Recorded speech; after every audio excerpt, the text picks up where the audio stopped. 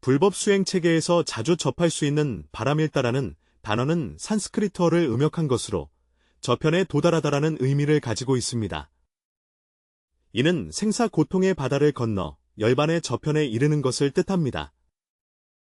대승불교에는 6가지 기본 보살 수행 방법이 있는데 이는 자기를 제도하고 타인을 제도하며 복과 지혜를 함께 닦는 것으로 육바람일다라 하며 줄여서 육바람일 또는 육도라 부른다. 그러나 부처님께서 보시를 통해 재물을 얻는다고 말씀하실 때 수많은 사람들이 의문을 품었습니다. 재물을 버리면서 어떻게 재물을 얻을 수 있겠느냐고 말입니다. 이 겉보기에는 모순된 가르침 뒤에는 과연 어떤 깊은 지혜가 숨겨져 있을까? 2500년 동안 수많은 수행자들이 육바라밀을 실천함으로써 놀라운 변화를 이루어냈다. 어떤 이는 빈곤과 궁핍에서 부유하고 평안하게 되었고, 어떤 이는 성급하고 화를 잘 내던 마음이 자비롭고 평화로워졌으며, 어떤 이는 어리석고 무지하던 상태에서 지혜롭고 통달한 경지에 이르렀다. 이러한 신비로운 변화는 결코 우연이 아니며 생명의 운행에 내재된 근본 법칙을 담고 있다. 그날 왕사성의 중림정사에서 부처님께서는 제자들에게 육바라밀의 성법 묘리를 시작하려 하셨다. 정사 안에 배음이 감돌고 좌석 아래에는 사방에서 모인 승려들과 제가자들이 모여 있으며 각자의 눈에는 법을 구하는 갈망이 반짝이고 있다. 어느 날 선재라는 젊은 상인이 있었다. 그는 집안이 부유했음에도 불구하고 자주 마음이 허전하고 불안했다. 최근에 사업에서 연이은 손실을 입었고 아내는 중병에 걸려 여러 가지 근심으로 밤잠을 이루지 못했다. 부처님이 진정한 부유함을 얻는 방법을 설법하신다는 소식을 듣고 그는 반신반의하는 마음으로 와서 경청했다. 부처님은 좌중의 제자들을 둘러보시며 자비로운 눈빛으로 각자의 마음속 의심과 갈망을 꿰뚫어 보시는 듯했다. 그는 오늘 강의할 내용이 사람들의 부, 성공, 행복에 대한 고정관념을 완전히 뒤집을 것임을 알고 있었다. 여러 선남자 선녀들이여, 부처님의 목소리는 청정하고 장엄하시니 오늘은 여러분께 육바라밀의 비밀을 설법하고자 합니다. 소위 육도는 곧 보시, 포시, 지계, 인욕, 정진, 선정, 반약을 말한다. 이 6가지 수행 방법은 우리를 생사고의 이쪽에서 해탈과 안락의 저쪽으로 건너게 해줍니다. 많은 사람들이 이해하지 못하는 것은 왜 재물을 베푸는 것이 오히려 부를 얻는 길이 되는지, 왜 굴욕을 견디는 것이 오히려 존경을 얻게 되는지이다. 왜 집착을 내려놓아야 오히려 자유를 얻을 수 있는가? 이 속에 담긴 이치는 바로 오늘 여러분께 밝히고자 하는 근본 법칙이다. 선재가 이 말을 들으니 마음속 의심이 더욱 커졌다. 그는 어릴 적 받은 교육에서 부자가 되려면 무조건 열심히 돈을 벌고 재물을 쌓아야 한다고 배웠다. 어떻게 시주를 통해 부를 얻을 수 있겠는가? 부처님께서 그의 마음을 아신 듯 온화하게 말씀하셨다. 여러분 중 많은 분들이 이 점에 의문을 갖고 있음을 압니다. 그렇다면 제가 묻겠습니다. 진정한 부란 무엇일까요? 은창고에 쌓인 금은인가요?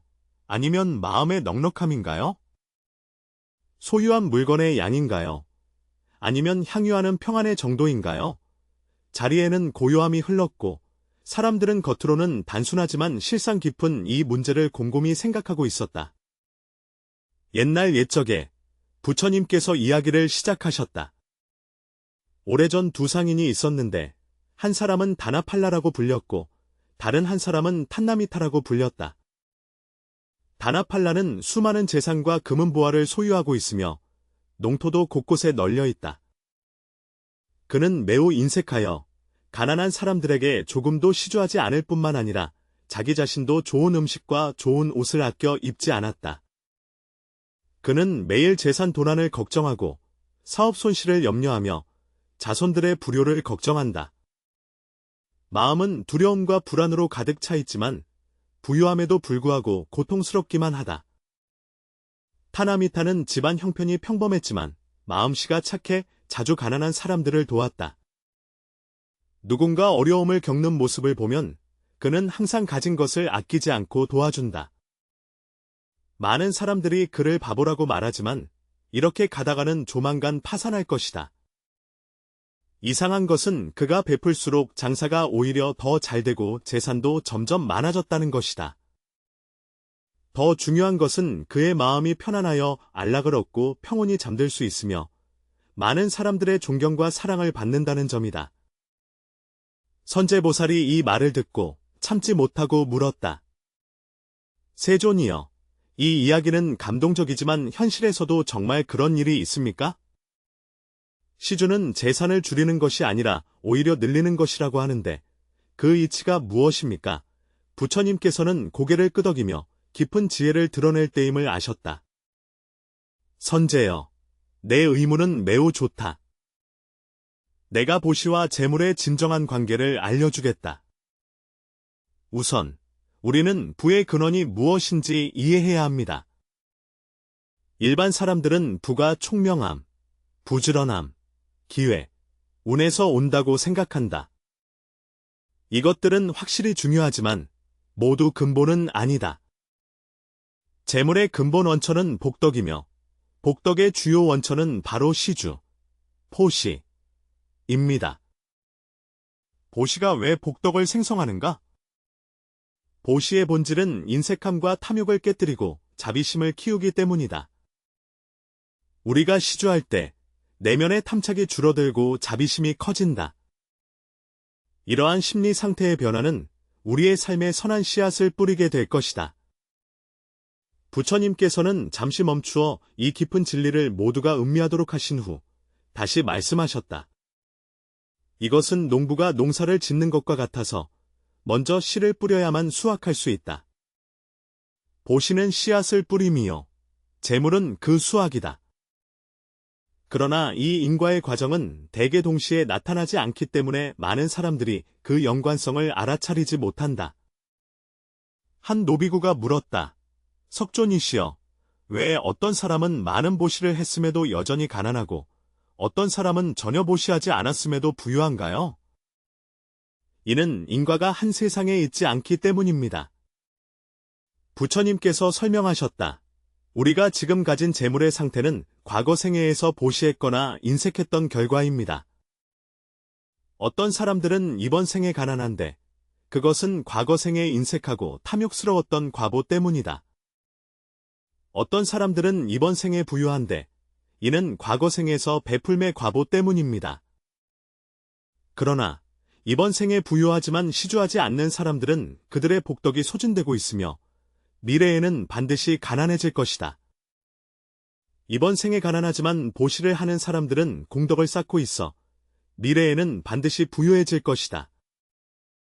더 중요한 것은 진정으로 이 이치를 깨달은 사람은 비록 이번 생에서도 보시를 통해 자신의 운명을 신속히 바꿀 수 있다는 점이다. 선제가 생각에 잠긴 듯 물었다. 석존이시여, 말씀하신 이 이치는 대체로 이해했습니다만 왜 어떤 사람은 시주를 했어도 생활이 뚜렷이 나아지지 않는 걸까요? 그것은 좋은 질문이다. 부처님께서는 선제를 칭찬하며 말씀하셨다. 시주의 효과는 세 가지 인연에 달려있다. 시주의 마음가짐, 시주의 대상, 시주의 방식이다. 먼저 보시하는 마음가짐입니다. 진정한 시주는 아무런 대가를 바라지 않고 베푸는 것이며 보답을 구하지 않고 명예를 구하지 않으며 감사를 구하지 않는다. 베푸는 행위를 할 때 내게서 어떤 이익을 얻으려는 마음이 있다면 그것은 진정한 베풀미 아니며 오히려 일종의 투자나 거래일 뿐이다. 이러한 시주는 복덕이 있긴 하지만 그 효과는 제한적이다. 둘째는 보시의 대상이다. 덕 있는 이, 필요로 하는 이, 중생에게 이익이 되는 이에게 시주하는 것은 더 큰 복덕을 이룬다. 특히 삼보에 공양하고 가난한 중생에게 시주하며 법을 널리 전하여 중생을 이롭게 하는 사업을 지지하는 공덕은 무량하다. 마지막으로 보시하는 방법은 보시를 적시에 적정량으로 적절하게 해야 한다. 보시하기 위해 가족이 고통받게 해서는 안 되며 자신의 능력을 넘어서는 행위도 해서는 안 된다. 가장 훌륭한 시주는 자신의 능력에 맞게 꾸준히 끊임없이 하는 것이다. 좌중에 있는 청중들은 모두 부처님의 말씀을 진지하게 생각하고 있다. 이때 한 부유한 상인이 일어나 물었다. 석존이시여, 저는 평소에도 시주를 합니다만 왜 그 효과가 뚜렷하지 않다고 느껴질까요? 부처님은 자애로운 눈으로 그를 바라보며 물으셨다. 시주할 때의 마음가짐은 어떠합니까? 기쁘게 주는 것인가? 억지로 주는 것인가? 부자가 솔직하게 대답했다. 솔직히 말하면 때로는 기쁘게 주지만 특히 금액이 클 때는 확실히 조금 억지로 주는 경우도 있다. 바로 이것이 핵심입니다. 부처님께서는 시주의 공덕이 양에 많고 적음에 있는 것이 아니라 마음의 진실함에 있다고 말씀하셨습니다. 가난한 노파가 진심으로 한 푼의 시주를 하는 공덕은 억지로 많은 돈을 시주하는 공덕보다 더 클 수 있다. 공덕은 내면의 변화에서 비롯된다. 우리가 진심을 잃지 않을 때 우리의 탐욕은 줄어들고 자비심은 커진다. 이러한 내면의 정화야말로 진정한 부입니다. 외적인 재물이 증가하는 것은 단지 이러한 내면의 변화가 외적으로 나타난 것일 뿐이다. 선제는 이 말을 듣고 눈에 한 줄기 깨달음의 빛이 스치듯 흘렀다. 석존님, 당신의 뜻은 시주의 근본 목적이 외적인 재물을 얻기 위함이 아니라 내면의 충만함을 얻기 위함이라는 말씀이십니다.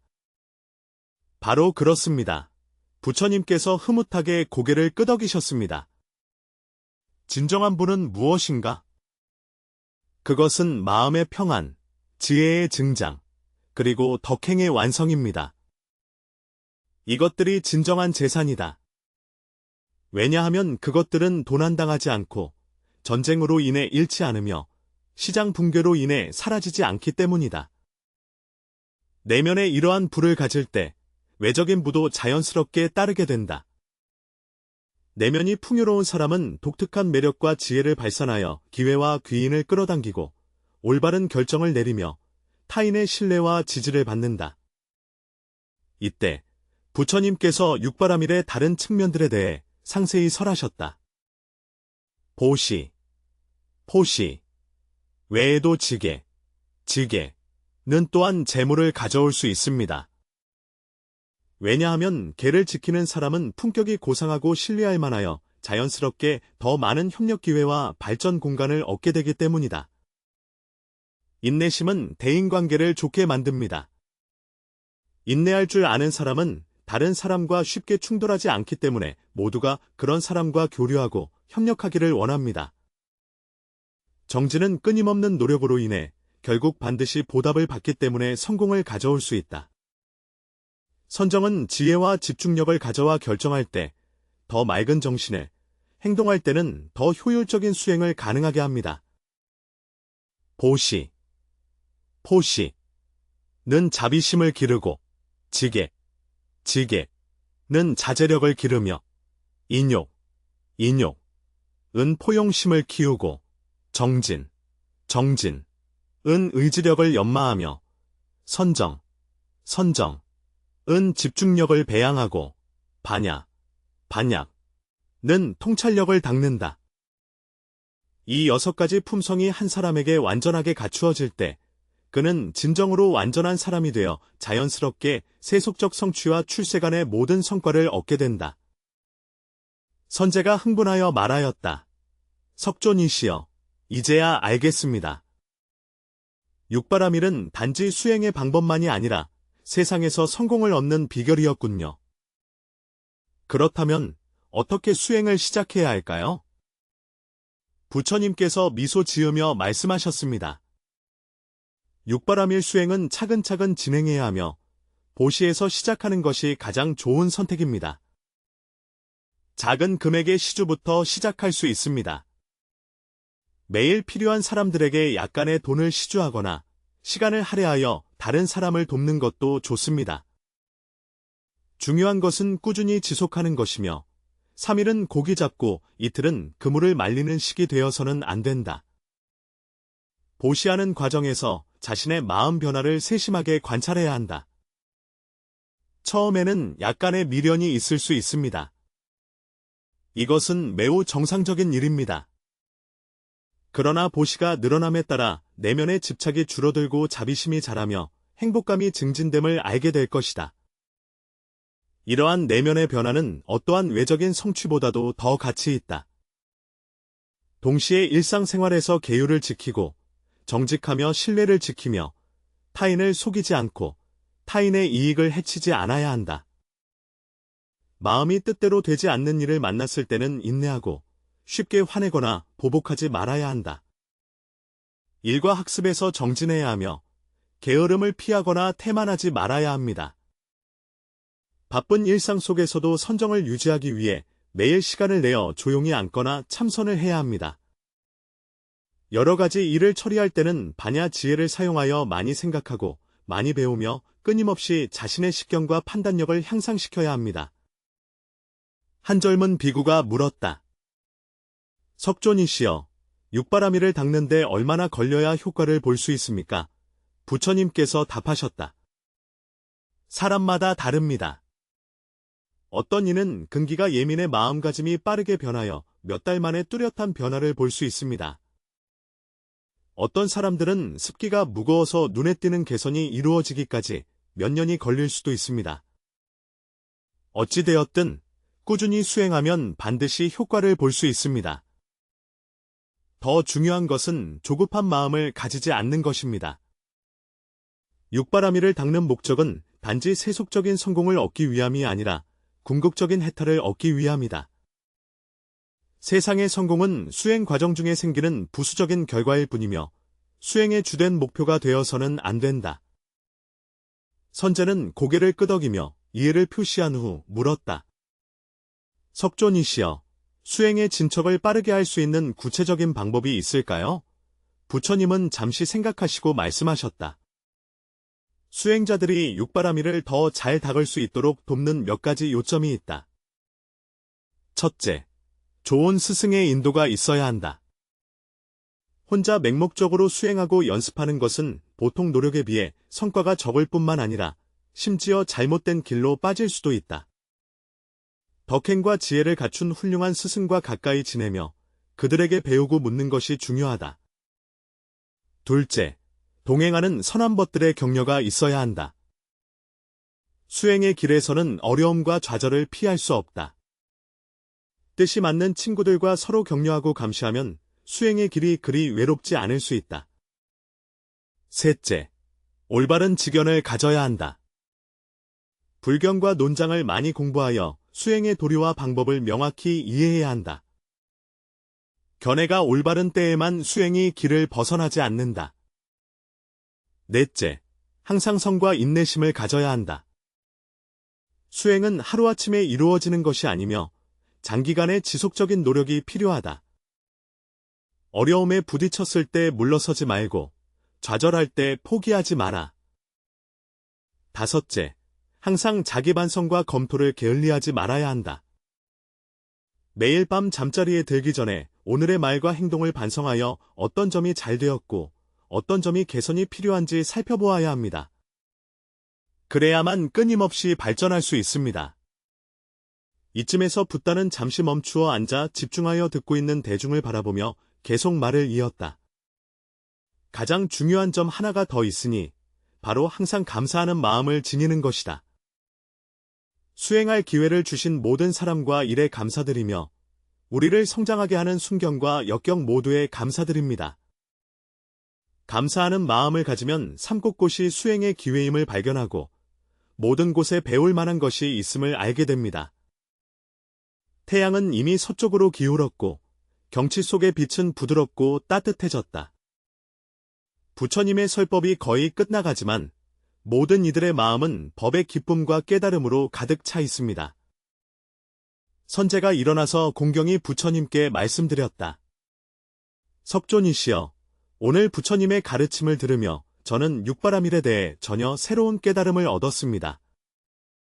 나는 오늘부터 진지하게 수행하기로 결심했다. 먼저 식사를 거르는 것부터 시작하겠다. 하지만 나는 아직 한 가지 의문이 있습니다.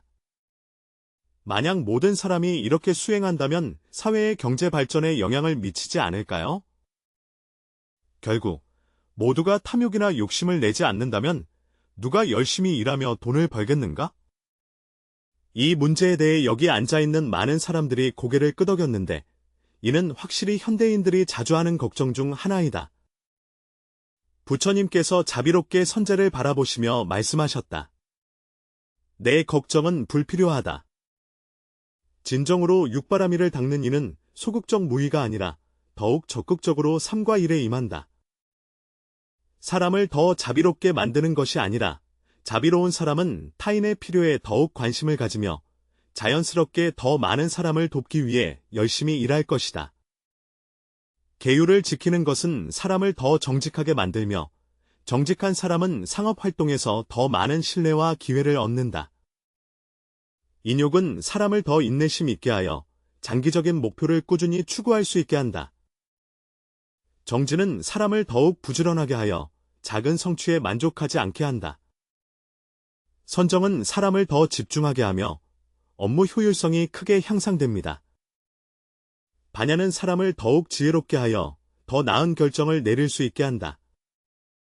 이러한 사람은 경제 발전에 부정적인 영향을 미치지 않을 뿐만 아니라 오히려 경제의 건강한 발전을 촉진할 것이다. 그들의 동기는 순수하고 방법은 올바르며 결과는 자연스럽게 완전합니다. 더 중요한 것은 보시, 지계, 인욕, 정진, 선정, 지혜의 육바라밀을 닦는 이들은 욕심내거나 구하지 않지만 모든 것을 포기하는 것은 아니라는 점이다. 그들이 추구하는 것은 더 높은 수준의 재물과 성공이며 내면의 안락과 지혜의 증진입니다. 이러한 추구는 사회의 발전에 전혀 부정적인 영향을 미치지 않으며 오히려 사회를 더욱 문명화되고 조화로운 방향으로 이끌어 갈 것입니다. 부처님의 말씀은 감로수처럼 모든 이의 마음을 적시었고 선제와 다른 청중들은 깊은 감동을 받았다. 그들은 절대 생각하지 못했다. 부처님의 지혜가 이렇게 깊고 광대하여 세속의 수행을 지도할 뿐만 아니라 세속의 생활도 이끌 수 있다는 것을. 마지막으로 나는 여러분에게 비밀 하나를 전하고자 합니다. 부처님의 음성은 더욱 장엄해졌으며 육바라밀의 진정한 비밀은 무엇을 얻느냐에 있지 않고 무엇을 내려놓느냐에 있습니다.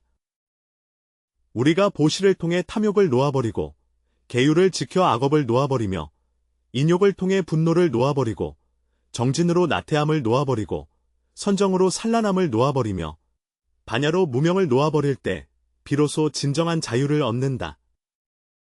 이러한 자유는 원하는 것을 모두 가지는 것이 아니라 아무것도 필요로 하지 않는 데서 오는 것이다.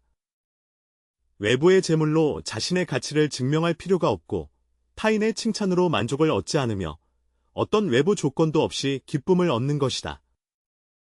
이런 사람이야말로 진정으로 부유한 사람이며 진정으로 성공한 사람이고 진정으로 행복한 사람입니다.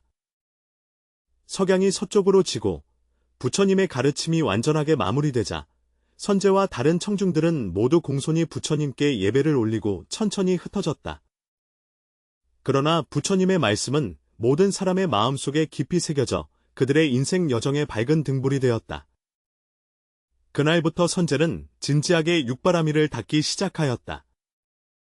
그는 매일 필요로 하는 사람들에게 돈을 베풀고 계율을 지키며 정직하게 사업을 운영하며 인욕과 관용으로 고객과 직원들을 대하고 정진하며 노력하여 공부하고 일하며 선정을 통해 마음을 가다듬어 여러 가지 일을 처리하며 반야 지혜로 다양한 결정을 내린다. 기적이 정말 일어났다. 몇 달 후 선제의 사업은 호전되기 시작했고 이전의 모든 손실을 만회했을 뿐만 아니라 상당한 이익도 얻었다. 더 중요한 것은 그의 내면이 전에 없이 평화롭고 충만해졌다는 것이다. 아내의 병도 훌륭한 의사의 치료 아래 점차 회복되었고 가정의 관계는 더욱 화목해졌다. 선제는 깊이 깨달았다. 이 모든 변화가 모두 육바라밀의 수행에서 비롯된 것임을. 그는 물질적으로 부를 얻었을 뿐만 아니라 정신적으로도 진정한 복을 얻었다. 그는 주변 친구들에게 자신의 경험과 깨달음을 나누기 시작했고, 많은 사람들이 그로 인해 혜택을 받아 자신의 수행의 길을 걷기 시작했다. 수년 후, 선제는 지역에서 유명한 대선인이 되었으며, 사업에 성공했을 뿐만 아니라 자비와 지혜로도 널리 알려졌다. 그가 성공 비결을 묻는 이들에게 항상 그날 부처님의 법문과 육바라밀의 신비로운 힘에 대해 이야기하곤 했다. 오늘날까지도 육바라밀의 지혜는 여전히 수많은 사람들의 삶을 인도하고 있다. 이 탐욕이 넘치는 시대에, 이 치열한 경쟁 사회에서 육바라밀은 우리에게 세속적인 성공과 출세간 해탈을 동시에 얻을 수 있는 수행의 길을 제공합니다. 진정한 부는 은행의 숫자에 있는 것이 아니라 우리의 마음 속에 있습니다. 우리가 육바라밀을 닦아 내면의 안락과 지혜의 증장을 이루고 덕행의 원만함을 얻었을 때 우리는 세상에서 가장 귀중한 보배를 얻은 것이다. 이런 재화는 어떠한 외부의 변화에도 잃어버리지 않으며 오히려 수행이 깊어짐에 따라 끊임없이 증가하게 됩니다. 이 가르침을 듣는 모든 이들이 옛날 선제처럼 육바라밀을 닦아 진정한 부와 행복을 얻기를 바랍니다. 육바라밀의 감로법어가 지혜를 갈망하는 모든 마음을 적시고 모든 혼란스러운 인생을 비추길 바랍니다.